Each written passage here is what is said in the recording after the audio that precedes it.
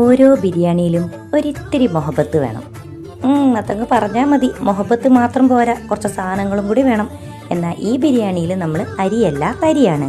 കുറച്ച് ചെമ്മീനൊക്കെ എടുത്ത് കുറച്ച് മസാലപ്പൊടിയൊക്കെ ഇട്ട് ഒന്ന് കുഴച്ച് വെച്ചാൽ നമുക്ക് കുറച്ച് മൊഹബത്തും കൂടി ഉണ്ടാക്കാം. പിന്നെ വെളിച്ചെണ്ണയും നെയ്യും കൂടെ മിക്സാക്കി കുറച്ചൊക്കെ ഒന്ന് മറിച്ചും തിരിച്ചും ഒക്കെ എടുത്ത് മൊഹബത്തും കൂടി കുഴച്ചടിച്ച് അങ്ങോട്ട് പൊരിച്ചെടുത്തോ. പിന്നെ അതേ വെളിച്ചെണ്ണയും നെയ്യിലേക്കും കുറച്ചും കൂടെ കൂട്ടി ഇട്ടോ കേട്ടോ. പിന്നെ കുറച്ച് ഉള്ളിയൊക്കെ വാട്ടിയെടുത്തിട്ട് നമ്മളന്നത്തെ തരിയാണ് കേട്ടോ താരം. വെറും ബിരിയാണിയല്ല, തരി ബിരിയാണി. തരിയൊക്കെ എടുത്ത് ഒന്ന് റോസ്റ്റാക്കി എടുക്കണം കേട്ടോ. പിന്നെ തരി എന്താണെന്ന് അറിയാത്തവർക്ക് തരി റവയാണ് കേട്ടോ. പിന്നെ നമ്മളെപ്പോഴും ബിരിയാണിക്ക് ചെയ്യുന്ന അതേ റെസിപ്പി തന്നെയാണ്. അതുകൊണ്ട് കൂടുതൽ ഞാൻ പറഞ്ഞ് നിങ്ങൾക്ക് ഇവിടെ ബോറടിപ്പിക്കുന്നില്ല.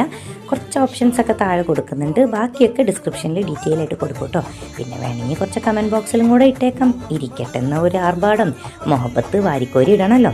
പിന്നെ ബിരിയാണി ഉണ്ടാക്കാൻ ഇപ്പം ഒരുവിധപ്പെട്ട എല്ലാ ആൾക്കാർക്കും അറിയാമല്ലേ.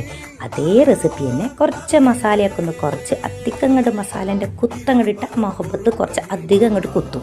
അതുകൊണ്ട് ഒരുപാട് അങ്ങോട്ട് കുത്താൻ നിൽക്കണ്ട. നമുക്ക് മൊഹബത്ത് കുറച്ച് ലൈറ്റ് അല്ലേ നല്ലത്. കുറച്ച് സോഫ്റ്റ് മൊഹബത്താകുമ്പം മൊഞ്ചായി. അപ്പം ബിരിയാണിയൊക്കെ ഒന്ന് അലങ്കരിച്ച് വരുമ്പോഴേ അതിൻ്റെ മൊഹബത്ത് ഇങ്ങോട്ട് പുറത്തേക്ക് വരും കേട്ടോ. അപ്പം ചെമ്മീനൊക്കെ ഇട്ട് നല്ല മൊഹബത്തോട് കൂടിയ തരി ബിരിയാണി.